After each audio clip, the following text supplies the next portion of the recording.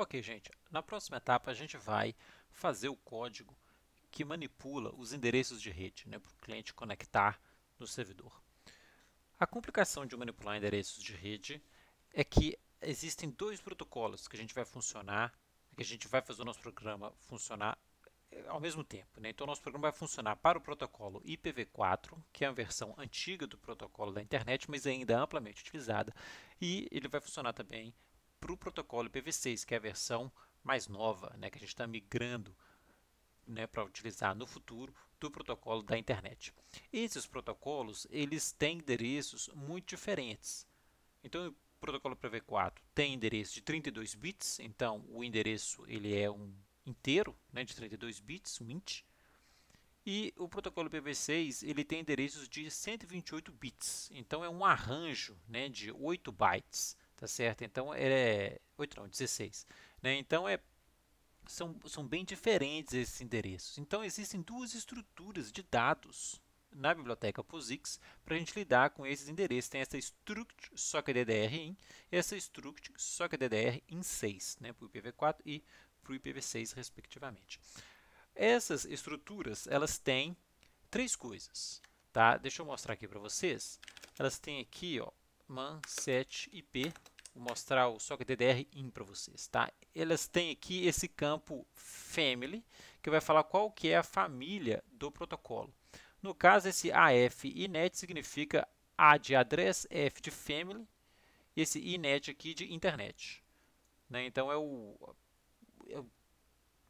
marcador, é o identificador, né, do endereço do protocolo IP. E aí o dado mesmo são esses dois campos seguintes aqui. Tem um porto, né, que é esse import T, é o tipo, mas é um short, um inteiro de 16 bits. Quem aporta o porto tem 16 bits. E o endereço aqui, o endereço do IPv4 é esse struct in na DDR, mas é 32 bits. Então esse daqui é esse struct socketddr-in que a gente usa na hora que vai chamar o connect, né, para conectar no dispositivo remoto. Pode ser também o endereço IPv6, né? Ok? E aí tem esse struct socketddr-in6 que é muito parecido, tem o family, tem o port, tem uns negócios aqui a mais do IPv6 Fluinf, desculpa a dica que a gente não vai usar, mas tem o endereço também, igualzinho ao anterior.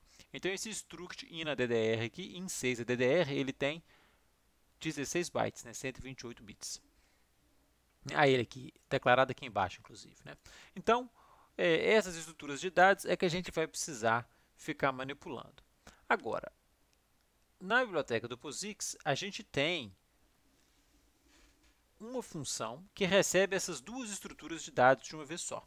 Então, se você já está acostumado a ter superclasse lá no Java ou no C++, né, em linguagens orientadas a objetos, você tem superclasses e aí você pode passar uma subclasse como uma superclasse, tudo funciona. No C não existe superclasse, mas a gente pode passar um ponteiro de de um tipo mais abstrato que funciona como os subtipos, digamos. Então, esse struct socketddr aqui, a gente não usa ele na prática, não.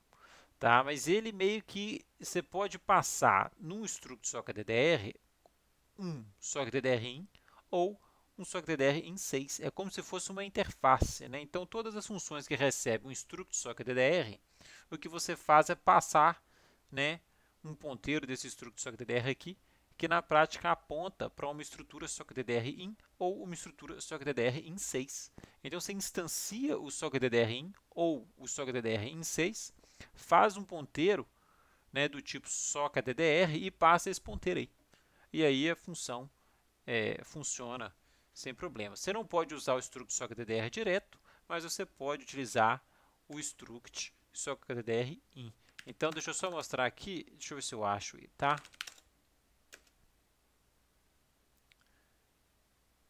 Isso, ele só tem esse campo aqui, ó. Ele nem, como é que fala?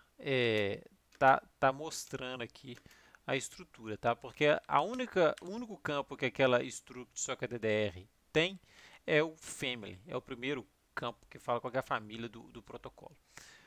E aí tem uma quarta estrutura que a gente vai mexer, que é esse struct socketddr storage. O que é o struct socketddr storage? Gente, olha, o struct socketddr storage é um struct grandão, gigante, que a gente instancia e aí a gente faz o cast dele para esse socketddr-in ou esse socketddr-in6. Por que tem o SOC-DDR Storage? Olha, porque o SOC-DDR-IN ele é pequeno, tem poucos bytes, porque o IPv4 é pequeno, né, só tem 32 bits. Esse SOC-DDR-IN6 ele é grandão, né, porque o endereço tem 128 bits. Então, para a gente não ficar preocupado com o tamanho da estrutura que a gente alocou, a gente aloca sempre esse struct SOC-DDR Storage, e aí ele já vai vir do tamanho certo, né, que funciona para o SOC-DDR-IN ou que funciona para o SOC-DDR-IN6. Se no futuro aparecer o IPv10, com um endereço muito maior, não tem problema, só que o DDR Storage vai ser atualizado e vai funcionar para o IPv10 também.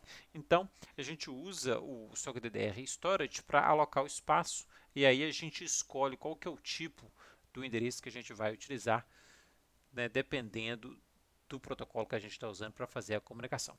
Então, vamos ver como é que é isso daí no código.